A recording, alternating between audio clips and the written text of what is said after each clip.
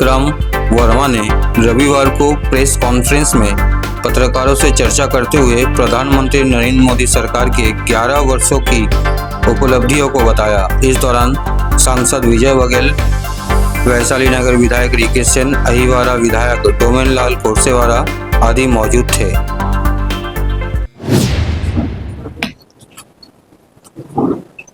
हमारे मीडिया के सभी साथीगणों को नमस्कार।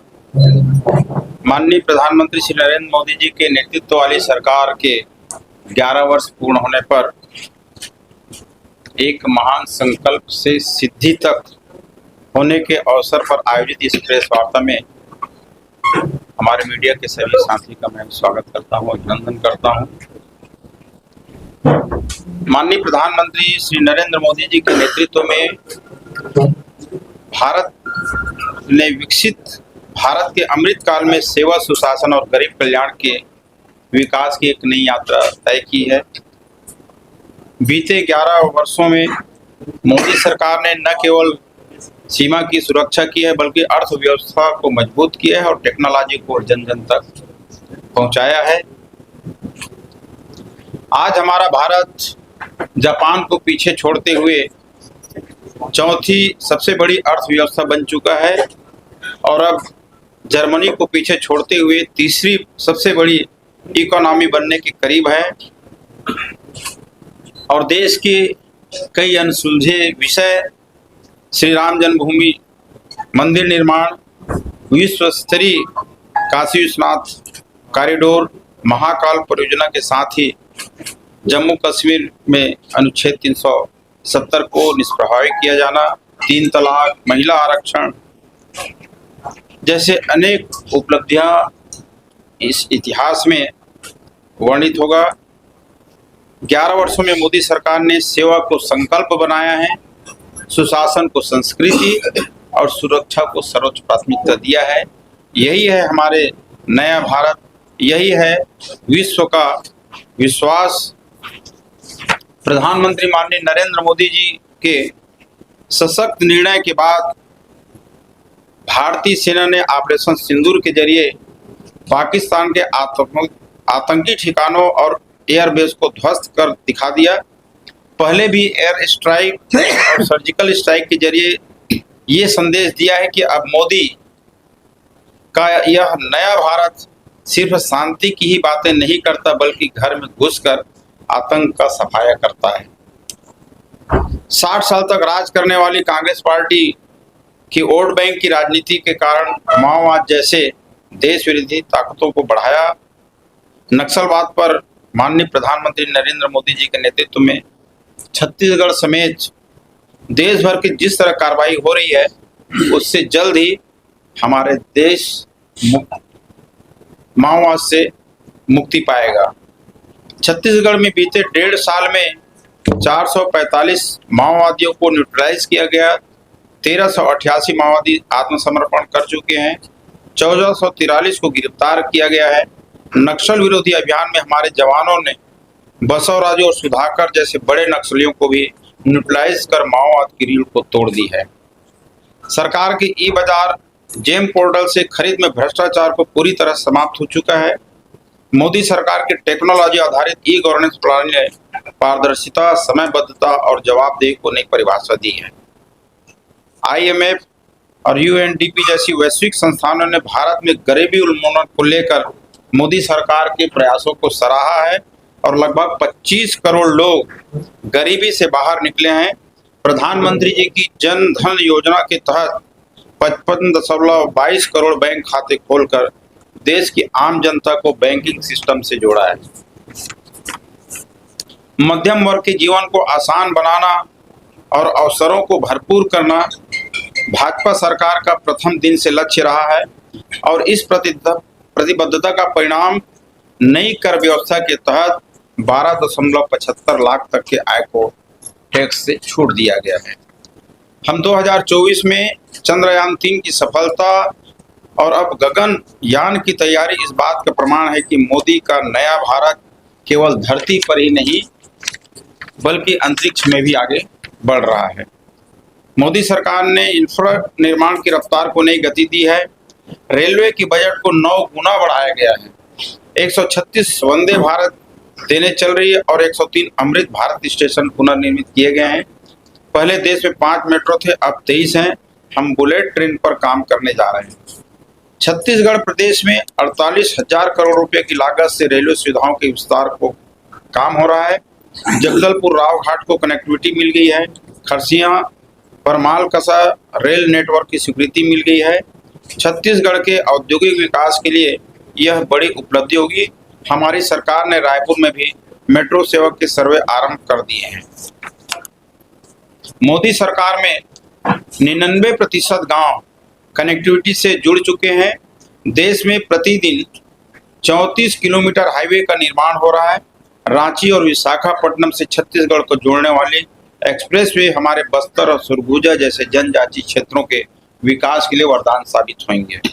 मोदी सरकार का संकल्प है हवाई सफर को देश के आम नागरिकों के लिए किफायती बनाना है। उड़ान योजना के तहत न सिर्फ हवाई अड्डों की संख्या 160 तक दुगुनी हुई है, बल्कि आम आदमी के लिए हवाई सफर संभव हुआ है। मोदी सरकार द्वारा लागू उड़ान योजना की बदौलत अबूझमाड़ के लोग भी हवाई सफर कर रहे हैं। देश के पूर्व प्रधानमंत्री माननीय अटल बिहारी वाजपेयी जी ने नदियों को जोड़ने की जो परिकल्पना की थी, इस वर्ष हम उन्हें जन्म शताब्दी वर्ष को अटल निर्माण वर्ष के रूप में मना रहे हैं। बौद्ध घाट परियोजना, इंद्रावती महानदी रिवर इंटरलिंक परियोजना से बस्तर में 7 लाख हेक्टेयर क्षेत्र में सिंचाई संभव होगी। देश के अन्नदाता ही भारत की ताकत है। 2025-26 में कृषि बजट को रिकॉर्ड 5 गुना बढ़ाया गया है। प्रधानमंत्री किसान सम्मान निधि के तहत 11 करोड़ से अधिक किसानों को 3.7 लाख करोड़ रुपए दिए गए हैं। प्रधानमंत्री फसल बीमा में अब तक 1.75 लाख करोड़ रुपए से अधिक का भुगतान किया जा चुका है। हमारे छत्तीसगढ़ में भी 26 लाख किसान भाइयों को प्रधानमंत्री किसान सम्मान निधि का लाभ मिल रहा है। खास बात यह है कि विशेष पिछड़ी जनजाति 32,500 किसानों को इस योजना का लाभ मिल रहा है। प्रधानमंत्री जी ने गरीब कल्याण योजना के माध्यम से गरीबी रेखा के नीचे जीवन यापन करने वाले लोगों के लिए 5 वर्षों तक निःशुल्क खाद्य योजना शुरू की है। देश में 81 करोड़ और छत्तीसगढ़ में 71 लाख से अधिक परिवारों को इसका लाभ मिल रहा है। छत्तीसगढ़ में डबल इंजन की सरकार बनते ही किसान भाइयों से की गई मोदी जी की गारंटी भी साकार हुई है। हम बकाया बोनस देने के साथ ही साथ 3100 रुपया प्रति कुंटल की दर से धान खरीद रहे हैं। किसानों को 21 कुंटल प्रति एकड़ धान बेचने की सुविधा दी गई है। पिछले वर्ष छत्तीसगढ़ में रिकॉर्ड 149 लाख मीट्रिक टन धान की खरीदी हुई है और 5,62,000 भूमिहीन किसानों को हर साल 10-10 हजार रुपये राशि हमारी राज्य सरकार दे रही है। किसान भाइयों के खाते में अब तक 1 लाख करोड़ रुपए की राशि प्रेषित कर चुके हैं। 1.5 साल पहले विधानसभा चुनाव में मोदी जी ने महतारी वंदन योजना के रूप में हर महीने 1-1 हजार रुपया माताओं को देने की गारंटी दी थी। हमने यह वादा तीसरे महीने में ही पूरा कर दिया और प्रदेश के करीब 70 लाख माताओं बहनों को हर महीने यह राशि दे रहे हैं। उज्ज्वला योजना के जरिए हमारे प्रधानमंत्री माननीय नरेंद्र मोदी जी ने मातृशक्ति को बड़ा उपहार दिया है। छत्तीसगढ़ में 36,76,000 बहनों को उज्ज्वला योजना के तहत गैस कनेक्शन मिला है। पीएम आवास के जरिए गरीब परिवारों के घर का सपना पूरा हुआ है। छत्तीसगढ़ में हमने सरकार गठन के दूसरे दिन ही पहले कैबिनेट में 18 लाख पीएम आवास को मंजूरी देकर मोदी जी के वादे को पूरा किया है। इसमें से 15,38,000 आवास बन चुके हैं। राष्ट्र नायक भगवान बिरसा मुंडा की जन्मभूमि से प्रधानमंत्री ने पीएम जन मन योजना की शुरुआत की है, जिससे विशेष पिछड़ी जनजाति के लोगों को बसाहट के लिए आवश्यक बुनियादी सुविधाएं उपलब्ध करा रही है। भारत माँ के वीर सपूत धरती आबा भगवान बिरसा मुंडा की जयंती को जनजाति गौरव दिवस के रूप में मान्यता देकर प्रधानमंत्री श्री नरेंद्र मोदी जी ने जनजाति अस्मिता को गौरवान्वित किया है। देश भर में पीएम जन मन योजना के तहत 4,781 किलोमीटर की सड़कें स्वीकृत हुई। इनमें से छत्तीसगढ़ में ही आधे से अधिक 2,449 किलोमीटर की सड़कें छत्तीसगढ़ में स्वीकृत हुई है। राज्य में डबल इंजन की सरकार बनते ही हमने तेंदूपत्ता संग्राहकों का संग्रहण मूल्य 4,000 से बढ़ा करके 5,500 रुपये कर दी है। जल जीवन मिशन के तहत पूरे देश में 15 करोड़ से अधिक घरों में नल जल पहुंचा है। हर घर स्वच्छ जल पहुंचाने के लिए माननीय प्रधानमंत्री जी के विजन पर आधारित जल जीवन मिशन के लिए अब तक छत्तीसगढ़ को केंद्र से 6 करोड़ 178.33 करोड़ रुपये मिले हैं। प्रधानमंत्री जी के द्वारा शुरू किया गया स्वच्छता अभियान देश में एक सामाजिक आंदोलन ले चुका है। स्वच्छ भारत अभियान के तहत हमारी माताओं बहनों को गरिमापूर्ण जीवन दिया है। छत्तीसगढ़ में 5 जिले में 58 विकासखंड और 17,000 से अधिक गांव ODF प्लस मॉडल घोषित किए जा चुके हैं। हमारे यशस्वी प्रधानमंत्री श्री नरेंद्र मोदी जी कहते हैं कि न खाऊंगा न खाने दूंगा। यह बात सिर्फ एक नारा नहीं है, बल्कि भाजपा के प्रत्येक सरकार की हमारी कार्यशैली का उद्घोष है। इसी तरह हमने आबकारी विभाग से जुड़ी लाइसेंस प्रक्रिया को ऑनलाइन किया है। प्रदेश में जेम पोर्टल के जरिए ही सरकारी विभागों में खरीदारी का नियम को अनिवार्य किया है। मोदी जी ने छत्तीसगढ़ में विधानसभा चुनाव के पूर्व युवाओं को PSC घोटाले के आरोपियों पर कार्रवाई करने का वादा किया था। हम इस घोटाले की CBI जांच करा करके इस परीक्षा को पारदर्शी बनाने के नई कदम उठाए हैं और नई औद्योगिक नीति लागू कर हमने निवेशकों के लिए अनुकूल नीतियां बनाई हैं। इससे अब तक 5.5 लाख करोड़ रुपए के निवेश प्राप्त हो चुके हैं। डिजिटल संसाधनों से सुशासन के लक्ष्य कैसे हासिल किया जाए, सिंगल विंडो सिस्टम 2.0 का इसका एक बेहतरीन उदाहरण है। आज हमारा देश स्वच्छ और अक्षय ऊर्जा का दुनिया में सिरमौर बनकर उभरा है। अंतर्राष्ट्रीय सौर ऊर्जा गठबंधन और अंतर्राष्ट्रीय जैव ईंधन गठबंधन की स्थापना अक्षय ऊर्जा की दिशा में एक बहुत बड़ा कदम है। पर्यावरण की बात करें तो पर्यावरण अनुकूल विकास को लेकर माननीय प्रधानमंत्री नरेंद्र मोदी जी के आह्वान पर हमने एक पेड़ मां के नाम पर अभियान के तहत 2.50 करोड़ पौधे लगाए हैं। अमृतकाल की असली ताकत देश की युवा शक्ति है। सरकार की नई शिक्षा नीति 2020 शिक्षा क्षेत्र में बड़ा बदलाव ला रही है। आज एम्स की संख्या बढ़कर के 23 हो गई है। 8 नए IIM, 7 नए IIT और 490 नई यूनिवर्सिटी स्थापित की गई है। PM कौशल योजना के तहत 16 करोड़ युवाओं को ट्रेनिंग मिली है। हमारी राष्ट्रीय शिक्षा नीति के माध्यम से शिक्षा व्यवस्था के जड़ों को सींचने का काम हुआ है और प्रदेश में 341 PM श्री स्कूल प्रारंभ किए गए हैं। सरकार की स्टार्टअप इंडिया योजना ने भारत को दुनिया का तीसरा बड़ा स्टार्टअप इकोनॉमी बनाया है। 1.6 लाख से ज़्यादा स्टार्टअप ने 17.6 लाख से अधिक नौकरियां दी है। आयुष्मान कार्ड की बात करें तो आयुष्मान कार्ड के माध्यम से करोड़ों लोग स्वास्थ्य की चिंता से मुक्त हुए हैं। छत्तीसगढ़ में भी 81 लाख परिवारों को 2 करोड़ 38 लाख से अधिक लोगों के आयुष्मान कार्ड बनाए हैं। इनमें से 38.47 लाख लोगों को 8,241 करोड़ रुपए का उपचार मिला है। राज्य में 70 वर्ष या उससे अधिक आयु के 3.69 लाख बुजुर्गों को वह वंदन आयुष्मान कार्ड जारी किया गया है। मोदी जी की सरकार ने केंद्रीय करों में राज्य के हिस्सा 32% से बढ़ा करके 42% किया है, जिससे हमारे छत्तीसगढ़ राज्य में अब राजस्व में अब तक कुल 62,509 करोड़ रुपए राशि की वृद्धि हुई है, जो अपने आप में एक बहुत बड़ी संख्या है। माननीय प्रधानमंत्री श्री नरेंद्र मोदी जी के विकसित भारत के लक्ष्य को साकार करने के लिए छत्तीसगढ़ भी अहम भूमिका निभाएगा। जो शुरुआती दौर का जो हमारा बजट आया था छत्तीसगढ़ का, वो ज्ञान के नाम से आया था। फिर दूसरी बार जब बजट आया तो वो गति के नाम से आया।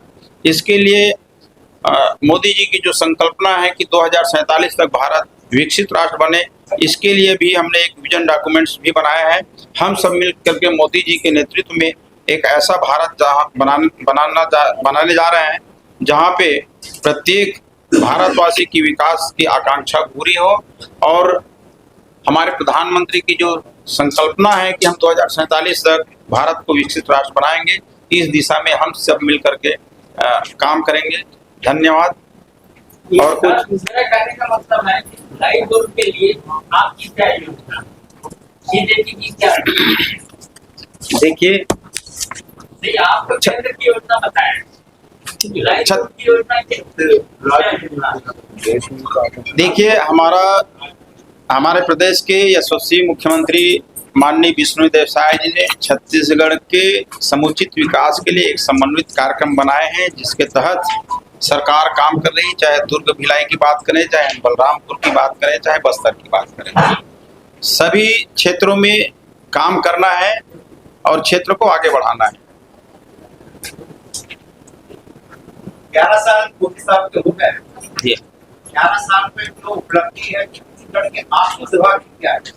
देखिए, हमारे विभाग में हमने 18 महीने में बहुत सा काम किए हैं, बहुत से नियमों में बदलाव किए हैं ताकि यहाँ के भू मालिक को, यहाँ के किसानों को उनका फायदा मिले। जैसे हम यदि बात करें, जो पुराने लंबित प्रकरण है उसको हमने लोक सेवा गारंटी अधिनियम में ला करके जोड़ा है ताकि हर काम के लिए एक समय निर्धारित हो, उस समय में उसका काम पूरा हो।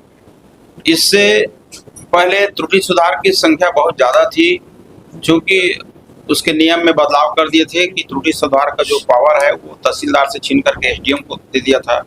एसडीएम के पास 3 तहसील, 4 तहसील, 5 तहसील आते हैं तो काम बहुत ज़्यादा हो जाता था। उसमें हमने सुधार किया है कि फिर से त्रुटि सुधार का जो अधिकार है एसडीएम से छीन कर वो तहसीलदार को दिए, ताकि समय सीमा पे उसका निराकरण कर सके।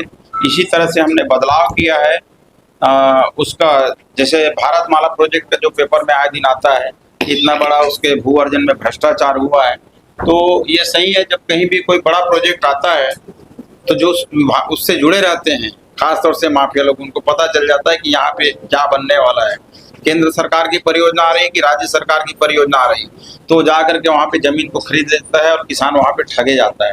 तो इनको रोकने के लिए हमने एक नया प्रावधान लाया है कि यदि कहीं पर भी कोई परियोजना आती है राज्य सरकार की, केंद्र सरकार की, जैसी प्लानिंग होने से पहले केवल यदि चिंतन हो, इसका पत्र मिले, तो वहाँ पे तुरंत खरीदी, बिक्री, सीमांकन, बटांकन बंद हो जाए।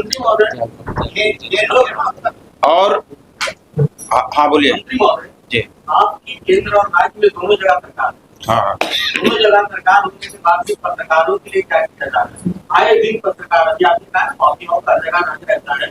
माफिया राज इस तरह है कि देश करने वाले पत्रकारों को दौड़ा के मारते हैं।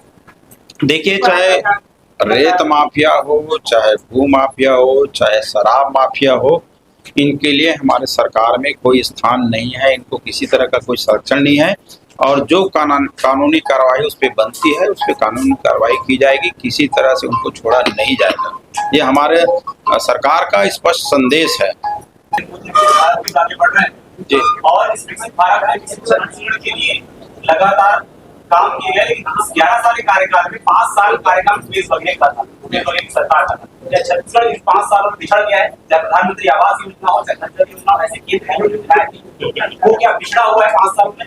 देखिए, केंद्र सरकार की बहुत सी योजनाओं को पिछली सरकार ने लागू नहीं किया, जिससे छत्तीसगढ़ के लोगों का बड़ा अहित हुआ है। चाहे हम प्रधानमंत्री आवास की बात करें तो दुनिया में दिख रहा है कि प्रधानमंत्री आवास को भूपेश बघेल ने रोक दिया, बनाया नहीं, गरीबों के हक को छीना गया है।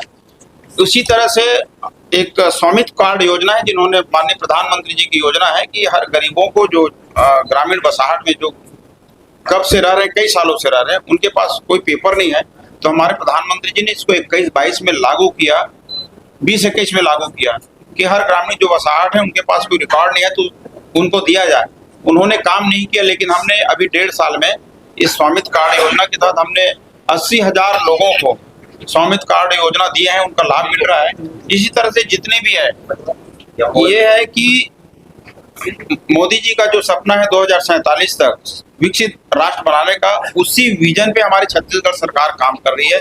और जब तक हमारे छत्तीसगढ़ भी अग्रणी नहीं बनेगा, विकसित नहीं बनेगा, तो देश कैसे बनेगा। तो हमारे माननीय विष्णुदेव साय जी की जो योजना है वो प्रदेश को अग्रणी राज्य बनाने का और देश को जो 2047 तक विकसित राज्य बनाना है उसी के अनुरूप काम कर रहे हैं। और जो पिछली सरकार में कहीं कहीं पिछड़ गए थे, चाहे नल जल योजना की बात करें, इसमें बहुत तेजी गति से काम कर रहे हैं। आप देख रहे होंगे, चाहे सड़क की बात करें, चाहे रेल मार्ग जोड़ने की बात करें, चाहे हवाई मार्ग जोड़ने की बात करें, सभी दिशा में बहुत तेजी से हमारी सरकार कर रही है। और आप देख रहे हैं कि 1.5 साल में गांव में, शहर में बहुत से बंद पड़े हुए काम शुरू हुए हैं, नए काम स्वीकृत हो रहे हैं। धन्यवाद। Like, comment, and subscribe.